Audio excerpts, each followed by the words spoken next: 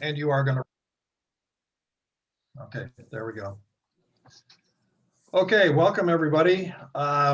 We think we have something in excess of 165 participants for this Arizona Student Energy Conference remote event. I'm Neil Armstrong. I want to welcome you. I'm going to say just a few words about Arizona Student Energy Conference, and then we'll get to our speaker today. AzSEC is something that we started a little over 10 years ago.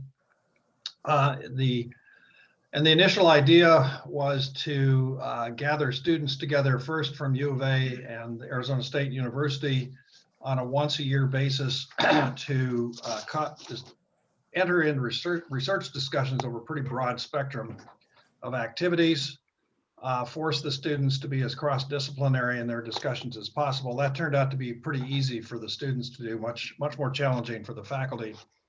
And then we evolved the system to include Northern Arizona University, which was a tremendous addition to the portfolio. And we've been running ever since. And I should say, with enormous support from the Arizona energy companies right from the very beginning.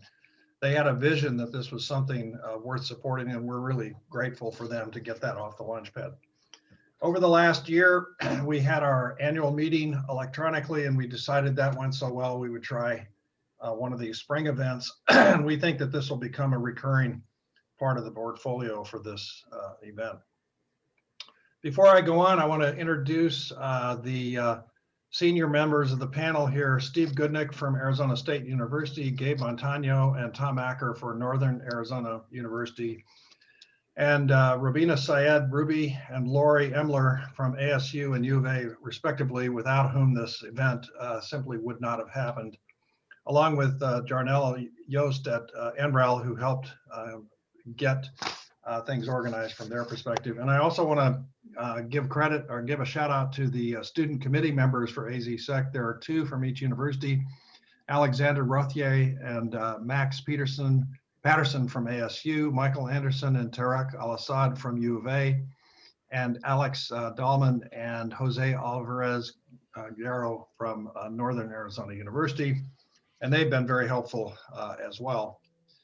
I think it's no secret that we are at the tipping point for some really significant advances in how we handle energy, climate, water, the link to food, et cetera.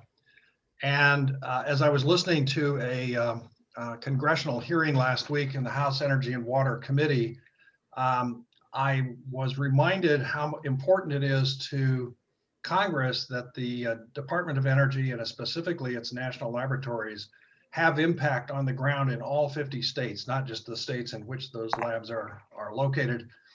And today's guest, Martin Keller, is the director of a national laboratory that's had an enormous impact in Arizona. We've all had partnerships, research partnerships with NREL. We've all had NREL conducting studies in Arizona that have had impact on Arizona citizens, and we're extremely grateful and hope to continue and expand upon that.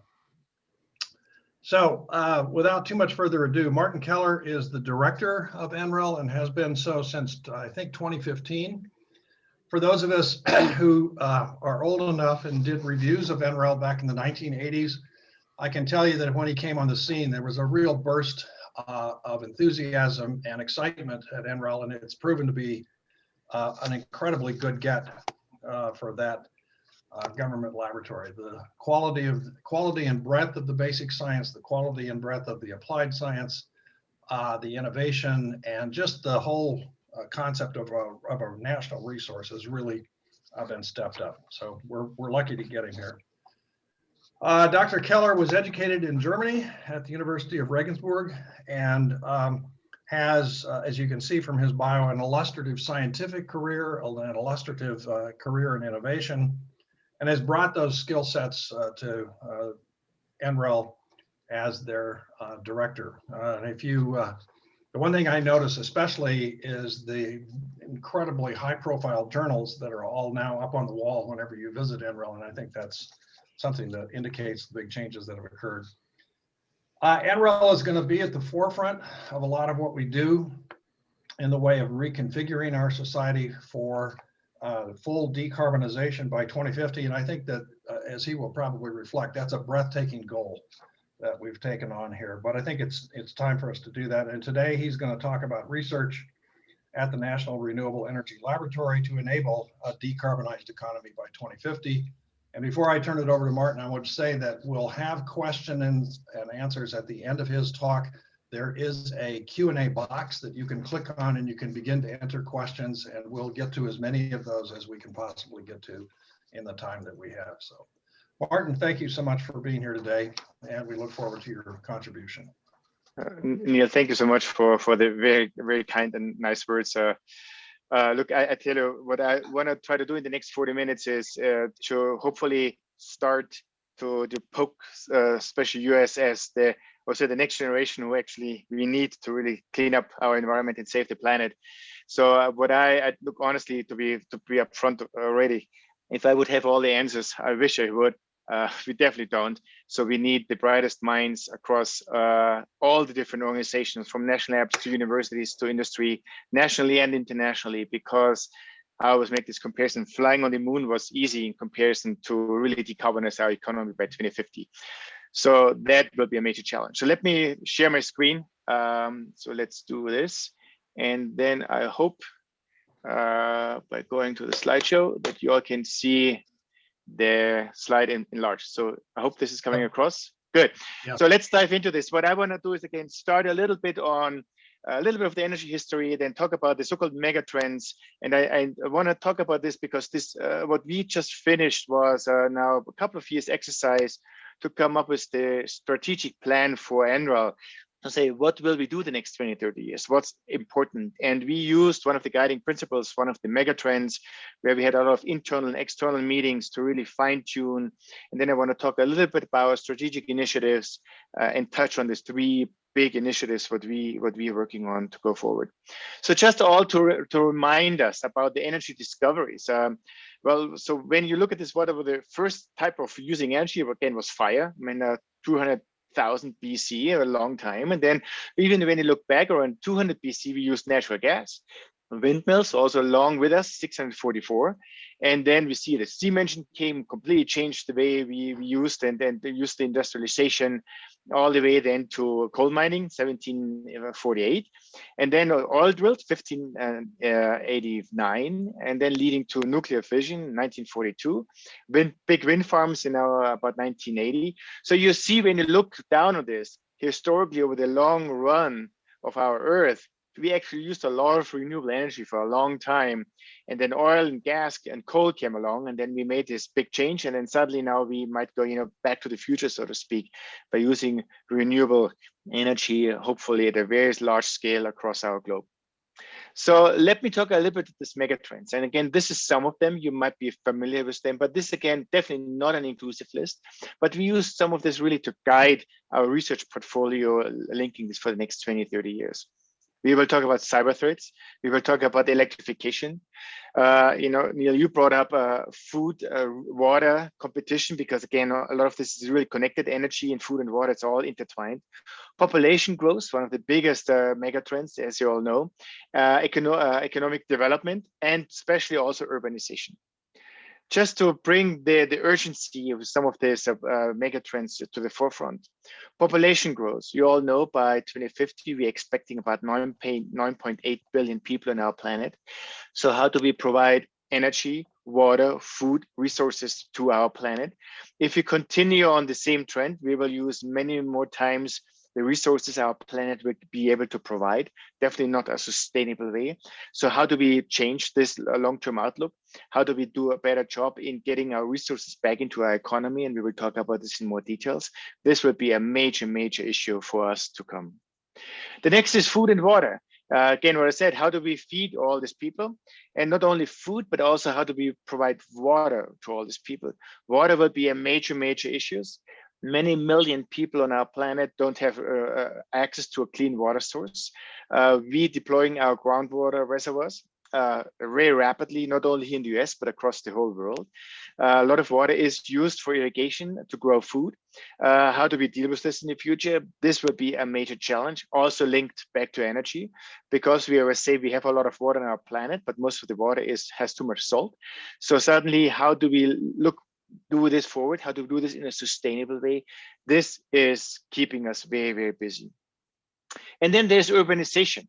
So by 2050, about 70% of the people will live in big urban centers. This is also perhaps, I don't know if you know this, and I was like, when you live together with people, I was asked the question, if you would guess what the average age is of farming population in the US. So some people say, yeah, it's probably more advanced, and it's about 60. This is exactly what people say. And then you ask the next question, what's the age of farming population in Africa? And a lot of people say, well, it's probably much younger, and it's wrong. It's also 60. Where's all the young generation going? They're going into the city. So every week, 1.5 million people move into cities on the global scale. Cities will have a tremendous opportunity for infrastructure development. A lot of this will happen in the cities, but it's all a challenge. Again, how do you keep these mega cities livable? How do you provide the resources to the cities? So how do we balance, the innovation in the cities with keeping cities livable?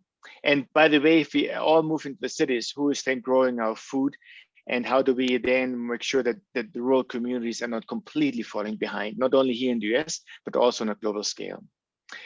And then when you talk about cities, this is straight linked to mobility.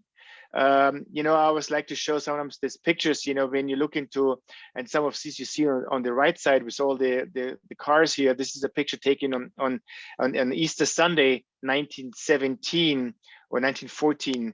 And when you look back to the picture, what you're seeing on the left, and there was another picture on Easter Sunday, 1900, it was a big traffic jam, and it was all horse carriages. And within 14 years, it completely morphed over to be all the cars.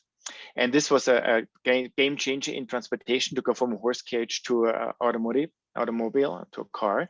And we are on the brink to have a same type of huge impact on transportation. Not only that we electrify our transportation fleet, but we also bring autonomous driving into this. And this two together will be a major impact in transportation. Just give you this very simple example. We have millions of jobs related to transportation, to driving people around, driving goods around. If all this is automated, where will these people go, and how do we shift all these transportation sector jobs? And not only for people who are driving cars, and it will link everything from insurance companies to, at the end, the lawyers who might not have enough jobs to defending people in car crashes. So major changes coming, and this could be pretty quickly. I mean, it depends on how fast, how long it will take to further do the autonomous driving system in our cities, which will be the first place where this will be implemented. But frankly, this could come in the next 10, 15 years as well. So how do we deal with this? So just one slide about the National Lab system, because Neil, thank you. You mentioned the National Laboratories. As you might all know, there are 17 national laboratories in the Department of Energy across the whole US. There are three big areas. There, on one hand, is the kind of Office of Science, more fundamental science laboratories. Then there are the Applied Energy Laboratories, which is NREL, we are one of them. There's NETL, which does fossil, and then there's Idaho, which does a lot of the nuclear. And then there's the so-called weapons laboratories, the NRSA labs, which Los Alamos, Sandia, and Livermore. So just to give a view, so I hope all of the students here, that when you're done with you graduated, so look at the national labs. I think it's an amazing place to work, where you can really develop some of this technology and also work in getting this into the economy. I would say we are between kind of what you see in industry and academia. I would always say we are a little bit perhaps the middle ground. So NREL, very quickly, so we're still working on the big area of renewable power, everything from solar, wind, water, geothermal, just to name a few. Sustainable transportation in bioenergy, vehicle technology, and hydrogen. Energy efficiency from buildings and new manufacturing technologies, and more around the energy systems integration. How do you bring all this together? How do you have suddenly electrification of the transportation with solar panels on a rooftop, a battery in your garage? How do you link all this together?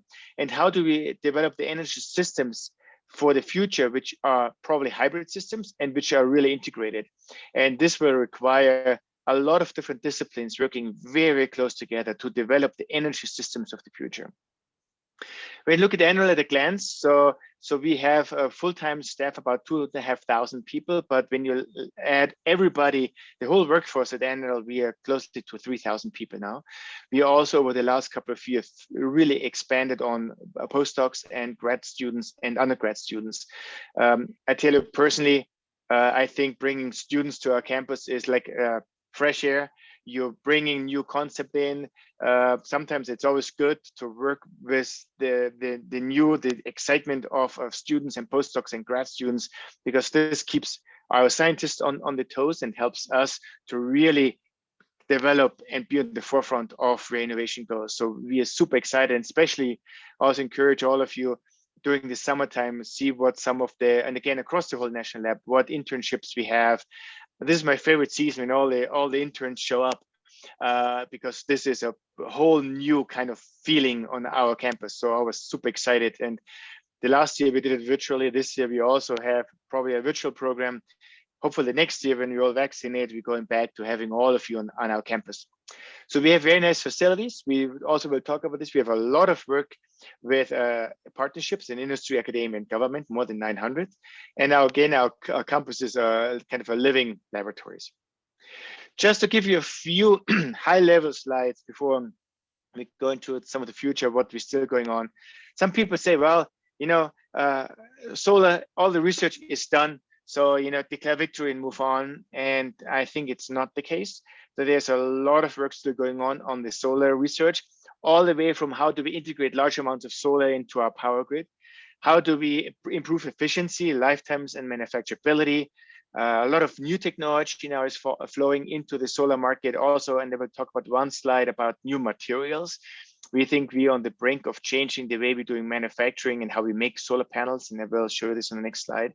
So we still are not done yet. Solar is in many areas now the cheapest form of producing electricity together with wind. But there's still a lot of work we have to do. That's what we call solar is everywhere, from solar windows to having solar on perhaps even on our streets, having solar on our car rooftops, and so on. A lot of work is still going on. One of the very exciting areas in the solar research is so-called perovskite. Some of you might have heard this. We call this called solar inks. So this is almost like the ability down the road to create solar panels like we do newspaper. So it will be, and you see this on the right lower corner there, that the idea is you could develop this, that it's a roll-to-roll process. That again, very similar like you make newspapers. You have an ink and you bring this onto very thin films and you bring this into a roll-to-roll process. There's still some research we have to do, and mostly on two things.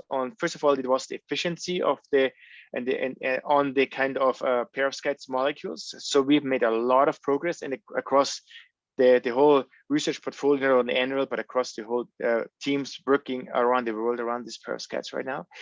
So, but we still have to work on the type of stability of these new materials. So we're doing a lot of work there and a lot of progress there as well, but there is still some work to do. And then now it's reaching the level where we're starting to work with some established company and also startup companies to really see how we can bring this race forward to commercialize some of these very exciting technologies. And then again, just this week, we had another big science paper coming out on perovskite research. So look it up on the NREL, where suddenly now some of these molecules are also doing this changes, quantum changes, which could be not only interesting for quantum computing, but also for even new switches using light. So this whole molecules are just a wealth of new fundamental research. Very exciting to see where this field is going. The same what I told you for solar is true for wind. There's a lot of ongoing research, again, how we develop and make this technology more resilient on some of the gearboxes work. Look, we need to work on continue to increase some of the rotors, you know, and I'll show you why this is important to increase the size of some of the machines, especially how you do this on land. We know how to do this on offshore, because you can barge some of these big machines out, but in doing it onshore, there's a lot of limitations. So we need new materials, new manufacturing processes. Also in offshore wind, big development right now on floating platforms and so on. A lot of work in front of us also on the wind side. Showing you this slide, which is the wind energy potential in the United States, depending on the hub height of our machines. Just to give you a little bit of a sense, you see the darker blue in the Midwest of our country is based. This is where most of the wind turbines are located right now, and this again shows you the potential for 80-meter hub height. And what you can see when you go to higher hub heights, like this is 110 meters, when you go to 140 meters, you see that the dark blue gets even darker blue. But what's also very interesting, then you suddenly would have wind in all 50 states. Now, the question is why we're not doing this, why we're not just making larger wind turbines. And the answer is very simple. The limitation factor is transportation, because when we go to 140 meter hub height, suddenly we cannot transport the towers to the site. They don't fit underneath any bridges and tunnels. We cannot bring the turbines, the blades to the site, because the bend in our railroad system is too large and they would break. So we cannot use transportation in the current way of manufacturing the blades in a site and bring them to the site where we erect the wind turbines. Just doesn't work. That's why you see larger turbines right now offshore, because again, what you say, you're building the manufacturing sites on the coastlines and then using barges. And again, when you barge out these turbines, they don't have any tunnels and bridges and railroad bends where we need to transport them. So, but also long run, we need to do the same technology and bring them also back to shore. And the only way to do this by completely changing the way we do manufacturing to make them really on the site, bring new materials like new kind of polymers into the system to really manufacture some of these blades on site. This will be the big challenge, to really go to very large wind blades onshore and also scale up wind manufacturing, which we need, assuming we want to do the 2050 goal. And then there's energy systems integration facility, and also again the topic, how do we integrate all this together, from renewable electricity to grid, vehicle to grid integration, storage, smart grids, batteries, smart homes, cybersecurity, name it. How do we integrate all this together? And there specifically, I also want to highlight energy security and resilience. Look, we have seen what happened in Texas. That suddenly their resilience was not so good, and so the question is why? Because I give you this one example. When first you've heard that it was renewable wind, which, as you all know, probably read now, was not the big issue. There was a decrease in wind power. This is correct. The models very, very precisely suggested what wind will produce. Wind even overproduced, but some of the wind turbines stopped. And why? Because they iced up. And then the question was, why did they ice up? Because look, when we run this in Iowa or even in Alaska, they don't have this problem. It's a very simple answer there, that the grid in Texas made the decision not to buy wind turbines which had the cold package integrated.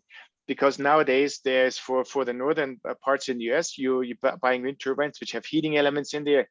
There's a de-icing elements. They're covered in a certain way. So the grid in Texas made a decision not to go down this path. Why? Because right now they made a calculation years ago that basically the cost is not related, and the resilience of the grid did not play such a big role.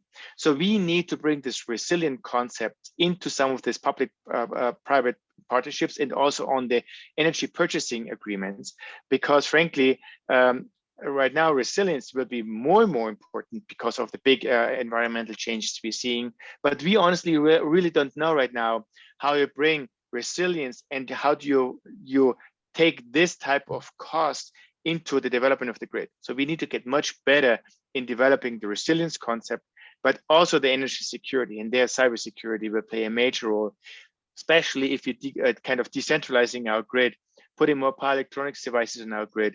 We need new ways to also link the cybersecurity, that we keep bad players off our grid. These two elements will be very, very important in the years to come.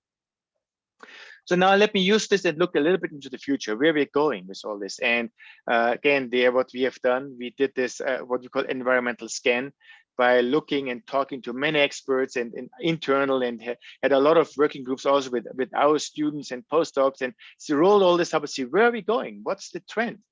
And this is just a few of them. And I think there's no surprise in there. But so first of all, the growth of energy use in the developing world will by far outpace the growth anywhere else.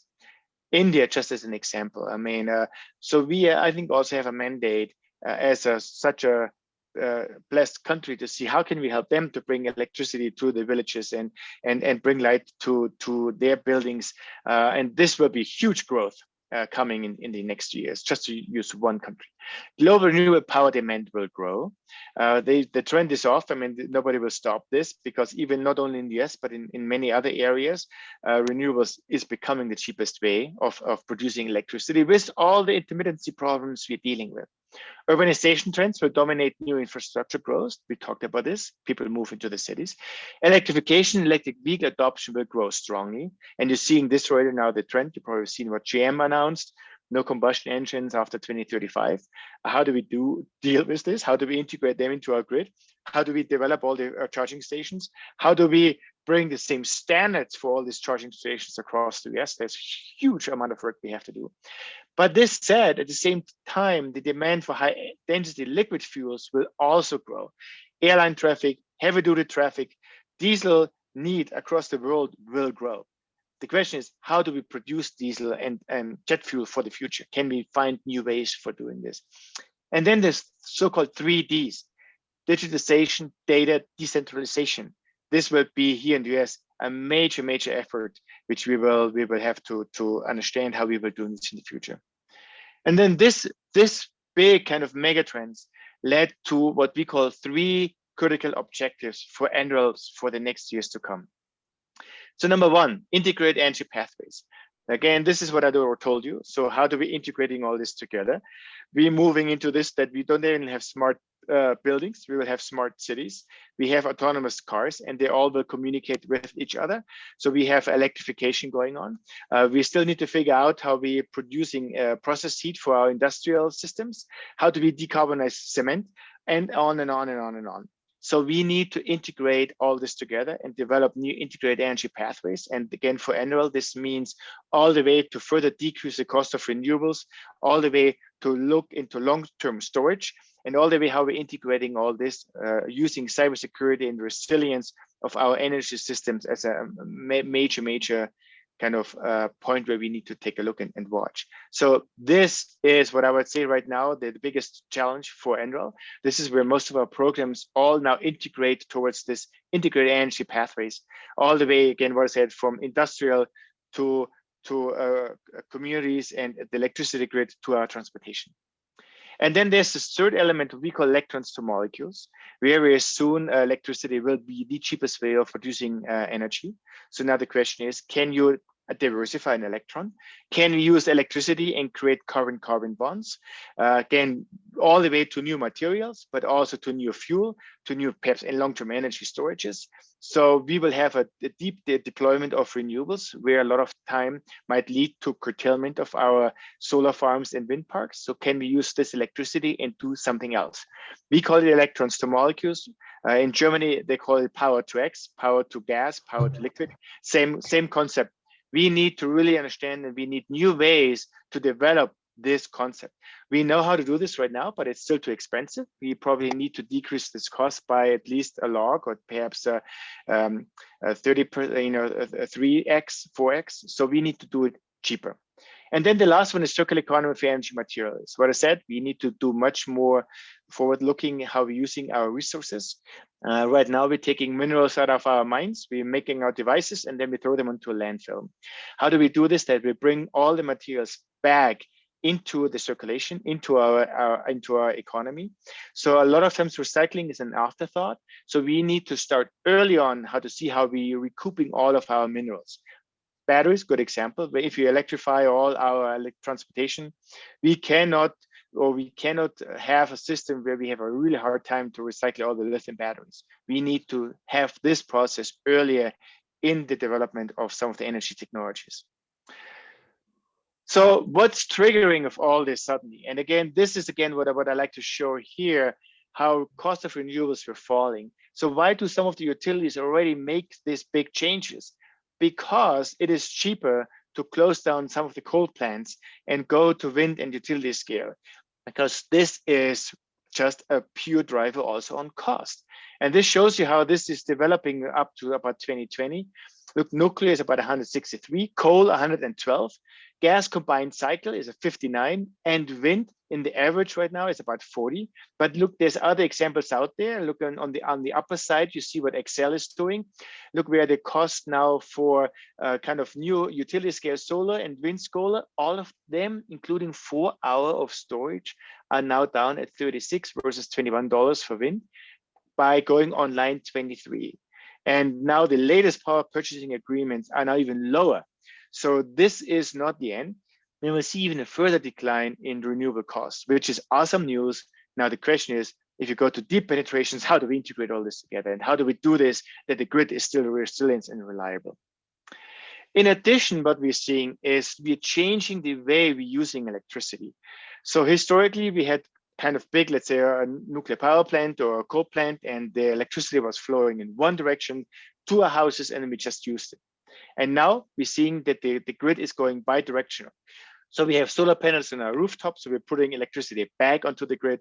We have much more, let's say, smart appliances coming, like water heater, smart meters, battery storage. We're using electricity to charge our cars. Very soon, this also might go bi-directional. So we have new inverter technologies. So the whole architecture of the grid is rapidly changing to go from one direction to bi-directional. At the same time, we're seeing an increase in electricity consumption, which we predict. So now this is a study which is now a few years old. So if you would do this right now, we might even see a bigger slope in increase in electricity demand, all mostly driven by the electrification of our transportation sector. And this will increase. And so suddenly now, if we are really moving forwards to a decarbonization of our economy, we also will see an increase in electricity demand in our houses, where we're seeing more and more the electrification in our houses, where you might go away from a gas water heater to a electric fuel pump system, which for example, GE developed together with Oak Ridge.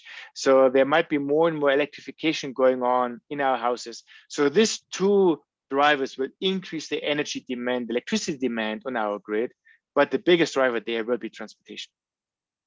So now just a few slides on the integrated energy pathways to also just give you a little bit an idea how complicated this will be, and also how much fundamental research we need to do this. So the first thing is on what we call autonomous energy systems.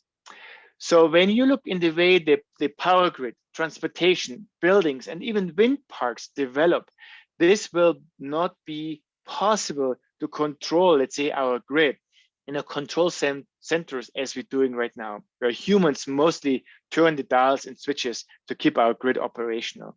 It will not be possible anymore. And I will show in a couple of slides where we're going. We will have millions of devices on our power grids, which humans will not be able to control. So this means it will be autonomous. It will be done by machine learning, call it artificial intelligence, but that's where we're moving towards. Not only how we control the grids, but how we do transportation, how we do buildings, how we do wind plants, and how do we integrate all this together? So we need new fundamental science in nonlinear control mechanisms, in optimizations algorithms, in complex systems, in big data analytics. All this will be major, major challenges, which will be done through machine learning, through artificial intelligence. How do we do this? How do we make sure that this is done in a secure way, that cyber people, bad players can turn our lights off or basically drive your cars against a tree. So this will be the big challenge. We will see the automation trend, the kind of two machine learning systems. We need to develop the algorithms. Nobody really knows how to do this right now at this scale, but also how we do this safe. As one of the example, major efforts at NREL and also across the globe in other organizations. So the future energy system, just on the picture here, will be very, very complicated. We have geothermal power plants, rooftop PV, wind farms, ultra high efficiency buildings, energy storage, plug-in cars, smart grid sensors. All this will be that we control this with power electronics devices. As you all know, every LED light bulb is potentially a power electronics device you could control. So how do we do this? And how do we roll all this up? We've done some studies, and when we developed some of this kind of new research in this autonomous energy systems, we developed this model and simulation, then also developed some of the algorithms for the Bay Area as an example. And the idea there is that right now the whole eastern grid in the US is controlled with about 10,000 control points. We modeled and estimated that the Bay Area alone will have millions of control points in the very near future. And we were moving away from the controlling this from there, because we don't have all the spinning devices on our grid. So we need to go to new control mechanisms on our grid. And the only way to do this in an efficient way is by these autonomous energy systems.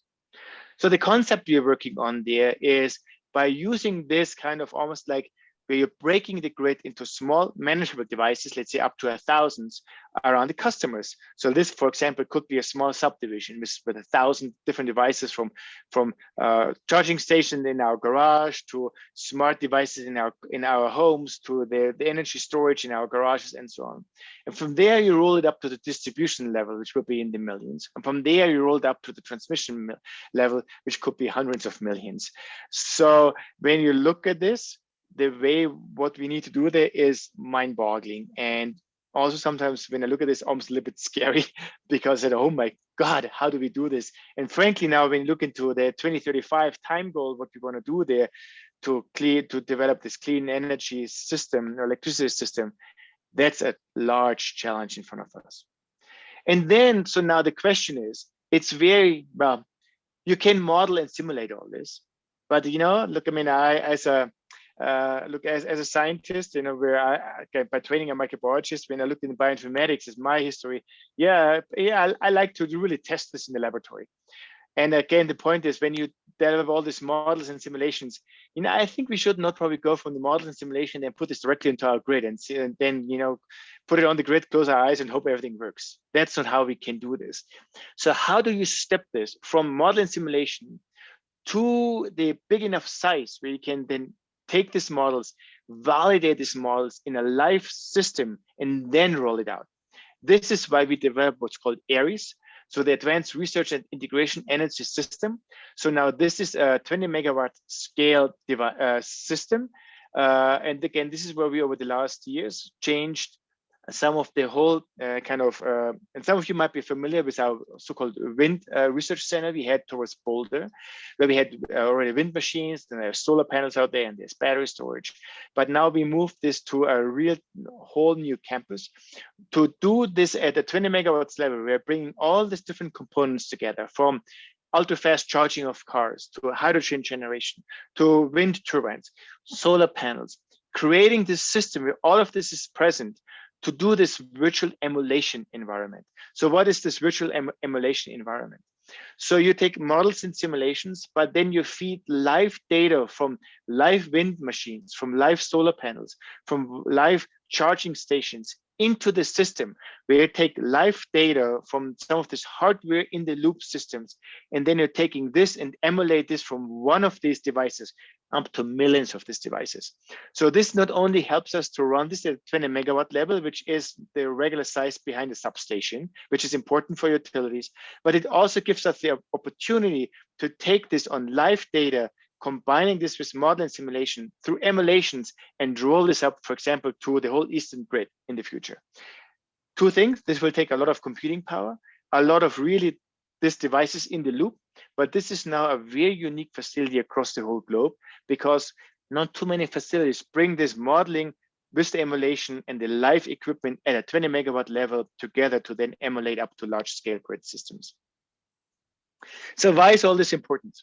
And I always like to show this slide about when you now look and you calculate back. So when we decarbonize our whole energy systems by 2050, we have about 10 years time to really come up with the big ideas and bring them to a scalable solution, which you then can start to deploy. Solar took 30 years from there, when I think Arizona, we were one of the first pioneers, and when people started, and people were laughing and said, really, solar panel will one day be a major player on the grid? Yeah, I wish you the best, folks.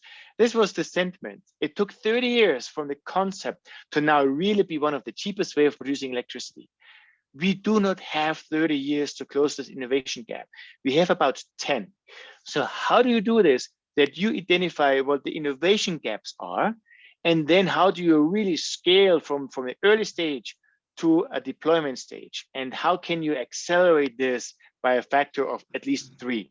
That's the challenge we're dealing with. This is why we need to find new ways, new concept actually to do this. One of the concepts what we are seeing, and there will be a big announcement coming out of the so-called LA 100 studies, where we've done this massive study in LA from LAWP to see what will it take to go to 100% renewable, and frankly also what will be the cost to the consumers, and how do you do this in a kind of environmental justice way, and what are the real gaps we have to do. And what we have seen is that many communities have the same problem, where they come to us and say, well, we need help. We want to do this X by 2035, but we don't know how to do this. People tell us, well, we have to decarbonize whatever, but how do we do this? How do we really create an implementation plan? And that's what ACES hopefully will do, that we work with the local communities, with other research organizations, such as all of you, to see, can we come up with a kind of a implementation plan which starts to be regional, but then will be scaled to go across the whole United States and down the road, even internationally. That's what we need to do. So the LA 100 study was very, very exciting in our opinion, because this was the first time the study at this scale that you look into the couple of millions of people in LA to see what is the path towards 100% renewable. And then we used all the models to bring this in to really develop the implementation plan. This sounds like, well, why is this so complicated?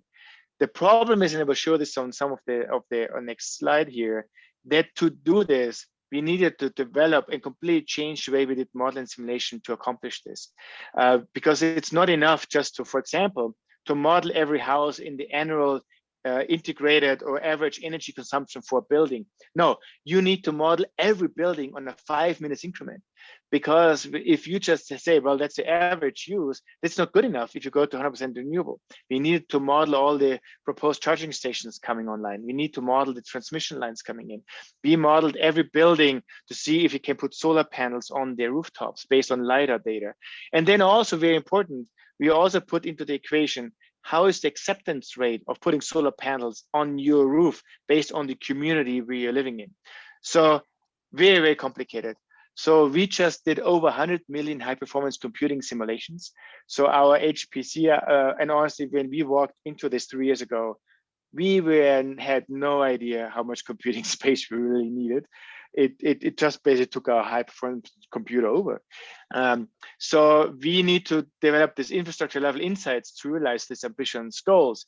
Again, what I told you about renewable energy fuels, and what's the future of biofuels, and what will the future of hydrogen in the system?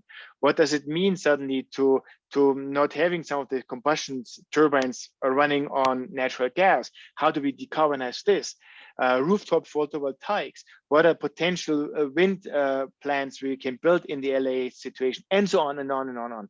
So this was a major, major undertaking. And what we learned from this one is how complicated this is and how integrational all this is. And then the question is how you take some of these data and scale it across the whole United States. This is such a massive undertaking, which no state alone can do, no research organization alone can do. We need to have, in our view, a federal activity with the communities being part of this, what we call a new public-private partnership concept, to really accelerate this and bring this to the next level. And then there's the environmental justice piece.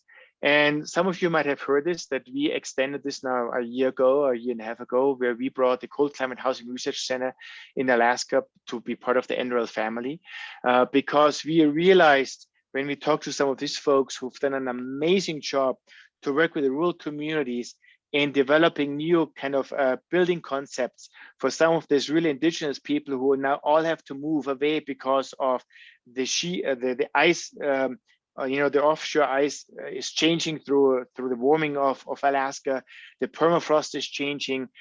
These buildings have major issues in quality air. So, but we said, wow, they are on the forefront of working with these communities. And how can we then bring some of the energy challenges to these new communities? As you know, this is a picture of one of the communities which has to relocate because now the sea ice is gone, they're just getting flooded. So this is just some of this forefront, and we can learn from these communities and then help to bring this also here to communities we have in the US who have to make changes because of climate change, and also to other communities, and learning how we can be of help to bring energy, building technologies, new designs together.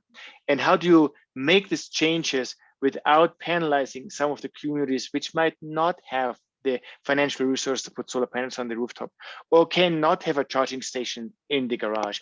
This will be a major challenge, to not leave anybody behind.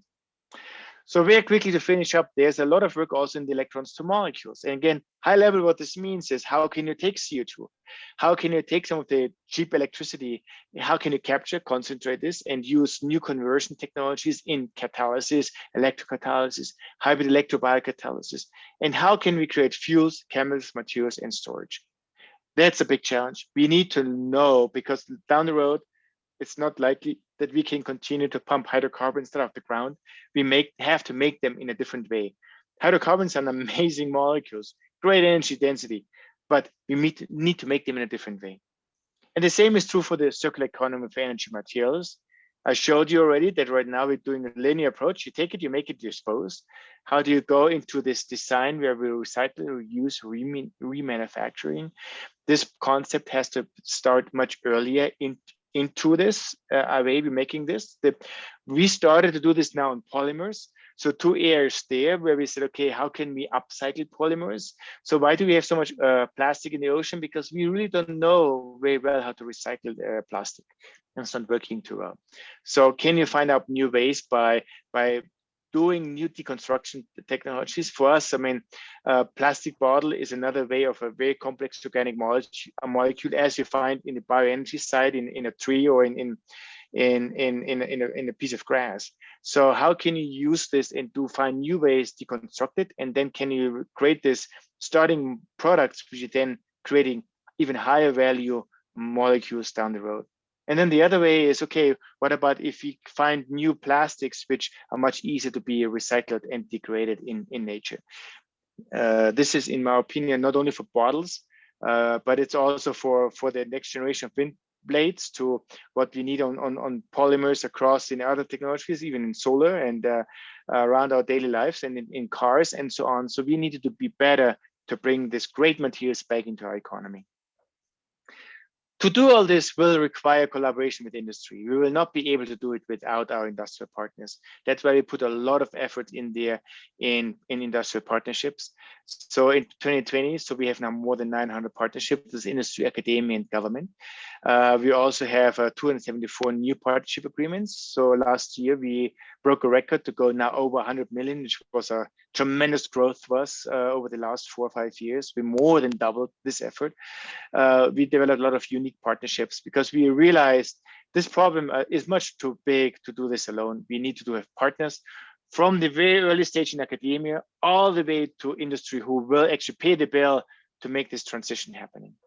And our partnerships go across the whole sector, from defense to federal to international, state and local, the power sector, chemical sector, foundations, manufacturing. We touch everybody. And just perhaps to highlight a few of our very impactful, and this is just a slither of what we're doing. The next one is here in NYSERDA. This is very similar to what we have done with LAWP, which is really help them to give data to the policymakers to really come up. So with the kind of science-driven decision-making process, also towards kind of very deep penetration of renewables. A project which I think is very exciting is Dallas-Fort Worth Airport, and there's now other airports in there. You might have seen this, that the airports are all struggling because one of the big revenues for airports is actually parking. And if everybody comes with Uber and Lyft or is doing this autonomous, guess what? The biggest revenue maker they have is parking is falling away. So how will people go in the future to the airports? What will the role be of local commuter electric planes bringing people to the airports? How do we develop some of this sustainability concept for airports and for the whole transportation sector? It's very exciting. We're working very close with Eaton Corporation. Now Eaton, again, sorry, I saw that the text between Eaton and Wells Fargo got flipped. So where Eaton now has people at NREL, They're working hand in hand with our scientists and engineers, and we're doing a lot of work together and also a lot of proposals together. This partnership is doing extremely well. And then Wells Fargo is an incubator. Now this is a $50 million program where we're working with startup companies, where we help them to mature the technology, and then they will go and be the kind of first deployment into some of the Wells Fargo branches and localities. So very great partnership, great success rate when I see what we have done with Wells Fargo in the last couple of years. So look, I want to stop here and thank you for all your attention. So I hope I started a lot of points for discussion. Look, I know that this is not a solution how we get to 2050. I just wanted to throw out a couple of points where we feel will be critical. And then again, to do this will require all people on deck. No one organization can do this alone. We need to build partnerships. We need to get the brightest people across the whole globe to work on this one, because again, I will say a CO2 molecule will not stop on our borders. By definition, that's an international challenge. Thank you for your attention, and I hope you all have a lot of questions we can discuss right now. Thank you so much. Okay, thank you, Martin. That was truly fabulous. We do have some questions appearing in the question and answer box. I did want to start with something that you mentioned having to do with this social justice aspect. And although the changes to society that we have to manage over the next 20 to 25 years are really daunting, it seems to me like that you can build into the algorithm that drives those changes considerations for making sure that you don't leave communities behind, et cetera. And you made some mention of that. It looks to me like both a challenge and an opportunity, but when you look at these rather massive community scale projects, it does look like you can build that into the consideration right from the beginning. Is that true or not? I think it is, but I tell you what, in my opinion, what the biggest challenge is, and honestly, this is also where we need, in my opinion, really the help from the academic and university side. Historically, our observation is that a lot of the research between, let's say, science and technology is not very linked to social sciences. Yeah. And we need to do a better job to link some of this together. So I'll give you this very, very simple example. The energy transition will only happen if there's big acceptance, also especially in some of these underprivileged communities, to help us to really bring this deployment forward. So how do you reach these communities? How do you engage them? Look, this is something where I think we need to step up our social sciences aspect to link this also to some of the technology aspects and acceptance. And historically, as you all know, there's very clear funding pillars. And a lot of times it's very rare that defining projects which go actually across. And I think we need to bring these two communities much better, much closer together to really help us to promote this. And because again, we cannot leave these communities behind, because if we do this, first of all, we fail on our goals. And then the injustice would go even further apart, which will destabilize our political system. So that's why we need to really think differently how we're doing this together, in my opinion. Yeah, the other piece of that, it strikes me, is that these modeling systems that you're putting together might also be able to anticipate economic impact and the growth of jobs in specific areas, as well as what jobs are likely to be eliminated as you move in these particular directions. Is that also true, or is that overstating what these? No, look, I think you framed this very well. Like, I give you this other example. I'm also part of the science advisory board for Jülich, which is a big German national laboratory, and they're in the middle of the kind of coal area in Germany. So they're having a lot of thoughts. How do you transition some of these communities to more sustainable and also a new way of creating new jobs in this area? I think the same discussion, I think, is now under the Biden administration happening for some of our coal areas. I know that here in Colorado, there's big programs around how you make the transition from some of the coal mining industry over to, and also oil and gas is in the same situation there. This again requires the collaboration between the social science and the technology side, how we actually do this. Because historically, I think our track record historically by doing this not always was very good historically. So how do we do a better job in the future? Okay, let me see if I can capture some of the other questions that are coming in. One of them says, is NREL currently conducting research with respect to material processing of critical mineral components of renewable energy systems? I would guess the answer to that is yes. Yeah, so look, historically, so because we, as you know, there's a lot of collaboration. We have the Colorado School of Mines. They're also part of the Critical Material Institute, which is dealing with this. So we are more on the more upstream side, where we're starting to look into this. What is a good way to recycle some of these materials? How actually could you avoid some of these very rare materials in some of the devices we need to build for the future?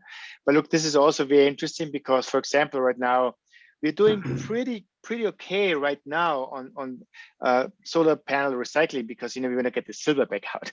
So of course, on one hand, we are working on this one to avoid silver, but then it's how does this impact recyclability down the future, and so on. So this is why the whole topic of critical material is playing a more and more increasing role at NREL. Good. Okay, one of the questions that came up is, will we be circulating a recording of this presentation? We did get permission from Martin to record it, and I think it'll be up on the energy.arizona.edu website. Lori, is that correct? Yes, okay, I'm seeing her nod. So stay tuned. So I'll link it to the AzSEC section of All right. the energy website. Yes, thank you for permission to do that, Martin. That was fantastic. We have a plaintiff question here. A grad in solar materials will soon be looking for jobs. Struggles with how to justify working on solar materials rather than working on scale up or bringing to society the solar tech that's already incredibly efficient. So I think they're looking for career advice here. I don't think there's a wrong answer here. It looks to me like there's about 1 million jobs that are going to open up, ranging from new materials to implementation. So look what I always tell people in this decision is, and so you need to pick the area what you're really passionate about. And again, I tell you, in this area, I don't think there's a right or wrong answer to this one. And then look, I always give you, when I started, to go to and actually my undergrad work in biology, I had these professors who said, we were in Germany, I think 500 people, said only about 50 people will graduate, and out of this 50 people, only 20 people will get a job, and perhaps even less. And yeah, look, the key is, I think you need to do what you feel passionate to do, and then by doing this, you will be excellent in the area you do, and this way is, I think, always the best way to look into your career.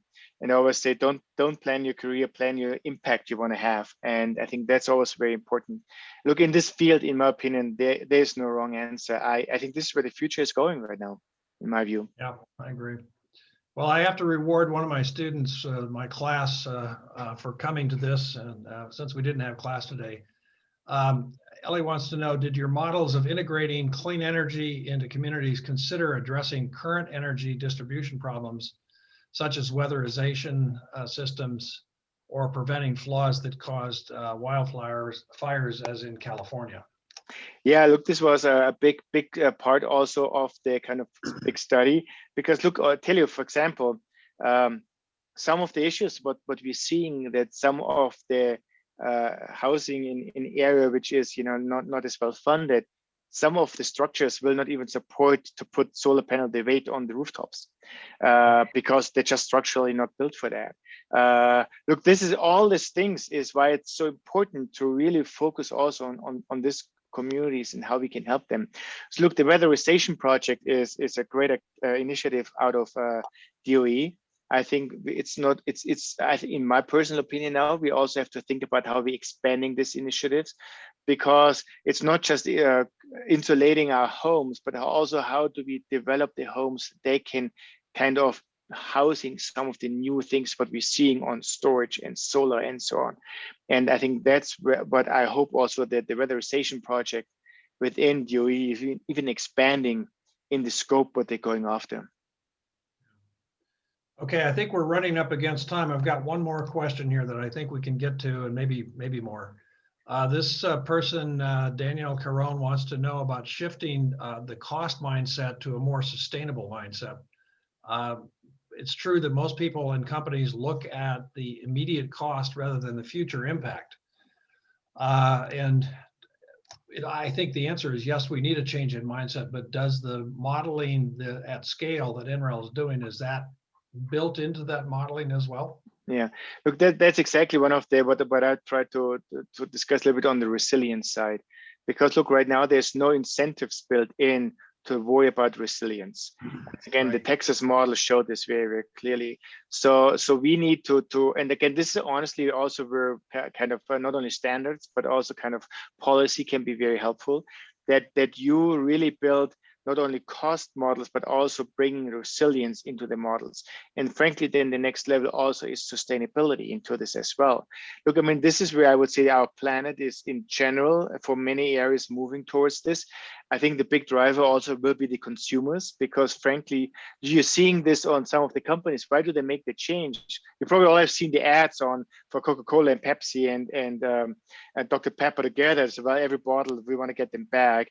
There's a push for recyclability because they will see this in the consumers, that the consumers want to see this change. And this is a big driver. I think all of us can be helping to make this transition, because the thing companies react the best is by pressure from the consumer. And this will be in the sustainability side and hopefully also on the resilience side. Okay, fabulous. Martin, I can't thank you enough. This was really terrific. I wish we could go on for another hour. Thanks so much to the people who attended. And thanks to Ruby and Lori for keeping us more or less on track. And we'll definitely do this again, even post-pandemic, I would predict. And we very much appreciate the leadership from Martin Keller and from NREL. And we'll schedule another one of these in the not too distant future. So Martin, thanks again. Thank you so much. All have a great weekend and enjoy to refill your tanks over this weekend. Thank you so much. I appreciate it. Bye-bye. Yeah, take care. Okay. I think we're